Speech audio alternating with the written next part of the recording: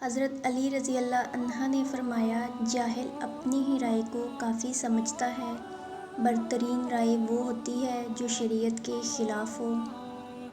حسد بیماریوں میں سب سے برترین بیماری ہے۔ حسد نیکیوں کو اس طرح تباہ کر دیتا ہے جس طرح آگ لکڑی کو جلا دیتی ہے۔ نیک بننے کی 3 خصوصیات۔ اللہ جب کسی انسان کو نیک بنانا چاہتا ہے تو اسے کم بولنے، کم کھانے اور کم سونے کا الہام کر دیتا ہے۔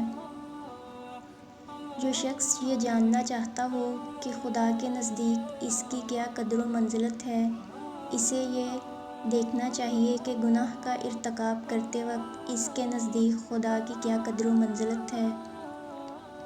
تمہارا ایک رب ہے، پھر بھی تم اسے یاد نہیں کرتے، لیکن اس کے کتنے بندے ہیں، پھر بھی وہ کسی بندے کو نہیں بھولتا۔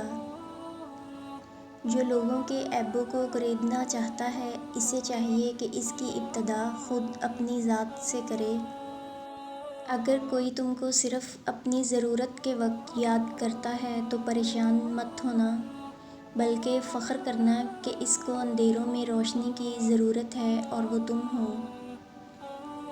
اسلام ایمان کا، ایمان یقین کا، علم عمل کا، سخی ساحل کا اور ایمان اخلاص کا محتاج ہوتا ہے۔